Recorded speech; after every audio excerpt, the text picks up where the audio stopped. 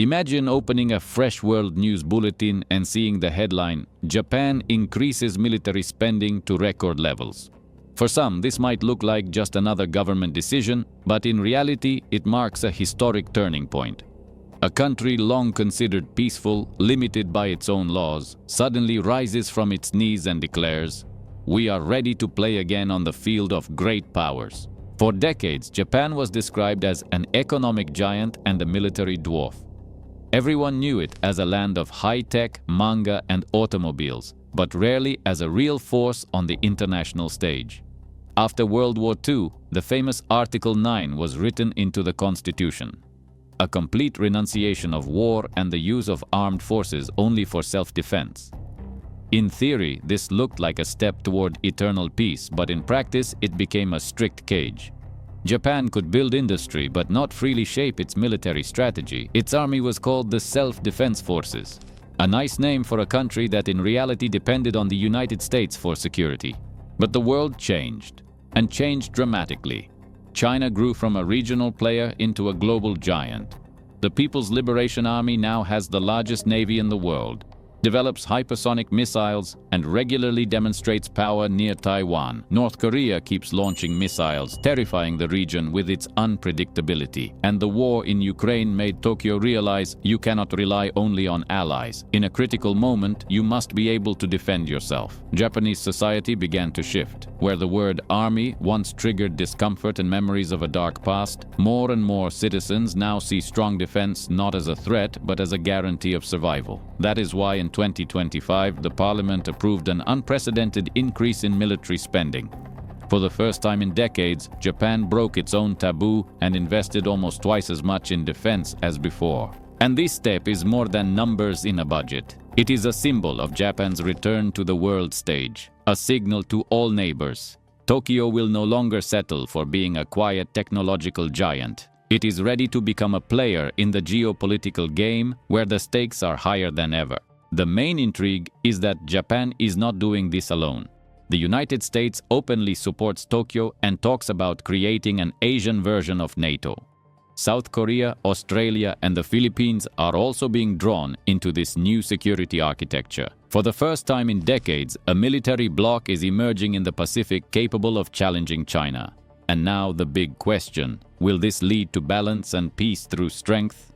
Or are we on the brink of a new Cold War in Asia, where every step brings us closer to confrontation? In spring 2025, the Japanese parliament voted for the largest defense budget in the nation's history. To grasp the scale, 10 years ago, Japan spent about 1% of GDP on defense. It looked symbolic, since real protection was ensured by US bases and a security alliance with Washington. But now the figure has doubled to almost 2% of GDP, over $80 billion. And this is only the beginning. Tokyo's plan is to reach the level of France and the UK, and by 2030 even surpass India in military power. Where will the money go? First, the Navy. Japan is historically a maritime power. It has no vast land borders, but a long coastline. The sea is its main theater. Already, Japan is buying new Aegis destroyers from the US, modernizing submarines, and developing its own long-range anti-ship missiles. Second, aviation. Dozens of American F-35s are already stationed in Japan, but Tokyo is now investing in its own development. Together with Britain and Italy, Japan is creating a sixth-generation fighter, the F-X. It's not just a jet, but a whole platform, stealth, AI, and the ability to control drone swarms. Third, missile forces. Once limited to defensive systems, Japan's budget now includes hypersonic missile development and the purchase of US Tomahawks. That changes everything. Japan gains the ability to strike enemy bases, an offensive capability. Another priority is cyber and space. Tokyo knows future wars will be fought in digital space too. Special cyber commands are being formed, observation satellites and anti-satellite weapons are being funded. Companies like Mitsubishi Heavy Industries and NEC are landing multi-billion-dollar contracts. But the biggest shift is alliances. Washington openly welcomes Japan's transformation. US forces are being reinforced at bases in Yokosuka and Okinawa. Missile defense systems are modernized and joint drills expanded. Alongside this, an informal Asian NATO is forming. Japan is strengthening ties with South Korea, Australia, and the Philippines. Joint exercises are more frequent and more serious. Defending Taiwan, blockading Chinese ships in the South China Sea, coordinating fleets. What once looked like scattered efforts is now becoming a real security network. And all this comes against the backdrop of rising tension around Taiwan. Every time Chinese aircraft cross the identification line, Japanese fighters scramble. Every Chinese drill near Taiwan is read in Tokyo as a direct threat. That is why Japan has officially added preemptive strike capability to its defense doctrine. In short, Japan is no longer a passive bystander or just a quiet economic giant. It is betting on strength, and this instantly shifts the balance in the Pacific. Beijing was the loudest to respond. Chinese media blasted headlines about the rebirth of Japanese militarism. Officials said Japan was breaking the post-war balance and endangering regional security. With Taiwan in the picture, the message is clear. Japan's military expansion is seen not as modernization, but as preparation for confrontation. Chinese talk shows compare today's Japan to the 1930s. The hint is obvious. History could repeat.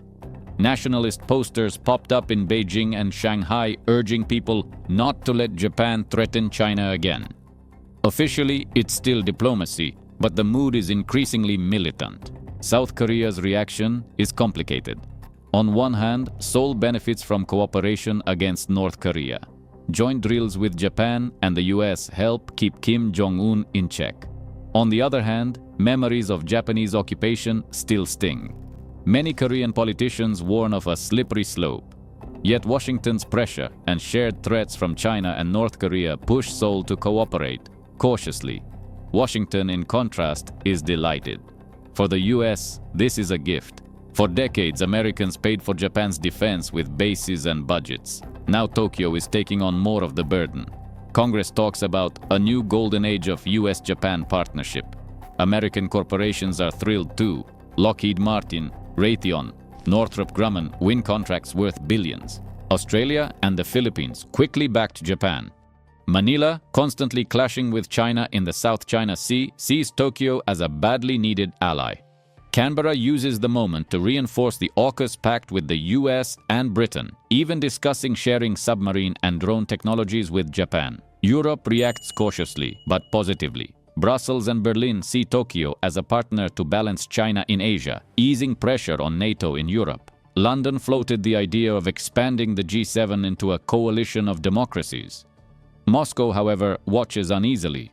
Russia long viewed Japan as a weak regional player constrained by Washington. But now Tokyo's rise looks like a new challenge, especially with the unresolved Kuril Islands dispute. Russian media warn about restless Japanese ambitions, though the Kremlin has bigger problems elsewhere. So global reactions are split. Beijing cries militarism, Washington applauds, neighbors are wary, allies are glad. But everyone agrees Japan's move is not local. It's global. To see how dramatic this shift is, recall Japan's past decades. After World War II, the US imposed a constitution that became a code of pacifism. Article 9 banned war and full-scale armed forces. Thus were born the self-defense forces. Nominally an army, but restricted in use. The compromise worked. Japan rebuilt economically, while US bases guaranteed security. Pacifism became almost a national identity. Any hint of militarization sparked protests. Even US bases in Okinawa faced demonstrations. Society believed, build factories, export cars and electronics, and let allies handle defense. But by the late 2000s, things changed. China's GDP surpassed Japan's, and its military surged. Chinese ships appeared more in the East China Sea, and drills near Taiwan became routine. For Tokyo, this was a red alert. The balance was breaking. Add North Korea's missiles flying over Japan, triggering sirens and school evacuations.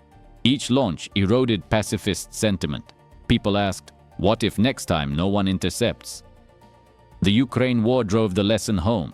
Even a modern state can be attacked if it relies only on treaties. Japan's leaders realized it must defend itself. Allies may not always act. So began gradual changes. First, small steps, expanding self-defense forces roles. Buying modern weapons, then new laws allowing overseas missions, and by 2025, the big leap, budget doubled, Tomahawks purchased, hypersonic missiles developed. This was no accident. Elites had prepared it for years. Corporations like Mitsubishi and Kawasaki benefit from huge contracts. Universities work on AI and cyber defense. And society, tired of threats, accepts that pacifism is noble but too costly in today's world. Another factor, alliances, not just under the US umbrella, but multilateral, joint drills with Australia and India, talks with the Philippines on base access, shared missile defense with South Korea. Piece by piece, Tokyo builds a security network. Officially, no one says NATO, but that's exactly what's forming. So the context is clear. Japan is leaving its pacifist shell and returning as a full power, and the process looks irreversible. Every transformation has two sides, promise and risk. Japan is no exception. Today, Tokyo looks like a rising star, shaking off its post-war restraints. But will it succeed? On the success side, Japan doubled its defense budget, bought modern weapons, launched high-tech projects, secured US support, strengthened ties with Australia, the Philippines, and South Korea, and took a more active global role. It is now a crucial link in containing China. But risks loom. First, the economy. Japan already has a massive debt, over 250% of GDP, the highest among developed nations. Its population is aging, the workforce shrinking, and social costs rising. Can it sustain defense spending at the level of France or Britain? Second, allies. Yes, the US supports Japan today, but American politics can swing fast. If a future president demands allies pay their own way, Tokyo could be stranded. Europeans like Japan but won't directly step into Asian conflicts. Neighbors, China and South Korea, they remain skeptical. Third, the arms race. Every missile Japan buys prompts China to build more. Every US-Japan drill pushes Beijing to respond. Balance turns into a race, and races risk collisions. With territorial disputes from Taiwan to the South China Sea, escalation is a constant threat. Still, one fact is undeniable. The era when Japan was seen only as an economic giant without an army is over. Tokyo chose to return as a military player. Some are alarmed, others relieved, but no one is indifferent. The final question is simple but profound. Will Japan's rebirth bring peace through balance or launch a new Cold War in Asia? History shows that armed balance can preserve fragile peace, but also collapse into disaster in a heartbeat. Asia stands at the threshold of a new era. China and Japan eye each other through crosshairs. The US and allies weave new alliances. Every Japanese weapons program now changes the Pacific's rules. The return of Japan is not just about budgets and missiles. It is about a symbol, about a nation that decided it will no longer live under someone else's umbrella, and that is why this story is only beginning.